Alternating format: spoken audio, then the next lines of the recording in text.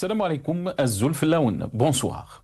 Le dernier numéro de la revue Al-Jaish dresse un tableau enthousiaste de l'Algérie en 2025. Projet minier, ambitieux, ligne ferroviaire achevée, complexe de dessalement opérationnel et dynamisme entrepreneurial de la jeunesse. Le message est clair, le pays serait en marche vers un renouveau économique et social. Mais derrière ce récit triomphal, plusieurs zones d'ombre demeurent. Sur le plan politique intérieur, la revue évite toute mention des débats nécessaires autour des choix économiques et sociaux, du rôle de l'opposition ou de la critique citoyenne. Le climat reste marqué par un encadrement strict des médias et des espaces publics de discussion, ce qui limite fortement le pluralisme et la liberté d'expression. Dans un contexte où le dialogue et le débat sont essentiels pour consolider les réformes, cette absence de critique laisse un goût de communication plus que de bilan réel. À l'extérieur, l'Algérie fait face à un environnement complexe, avec des tensions régionales et des défis géopolitiques.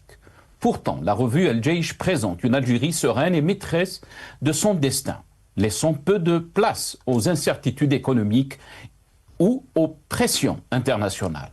On pourrait légitimement se demander de quelle Algérie parle la revue Al-Jaish, celle des projets annoncés ou celle vécue par les citoyens, confrontés à des restrictions, des lenteurs administratives et une économie qui peine encore à absorber la jeunesse.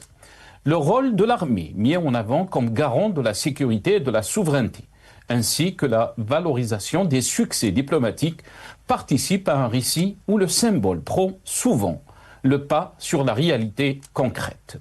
Les avancées visibles ne sauraient masquer l'absence criante de débats démocratiques et le manque flagrant de garanties pour les libertés publiques, condition sine qua non d'une transformation réelle et durable.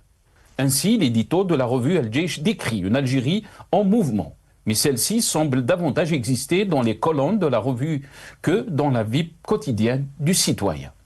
Pour que les promesses de prospérité et de modernisation deviennent tangibles, il faudra que le pays ouvre ses espaces de discussion, renforce la transparence et associe pleinement la société civile à ses choix stratégiques.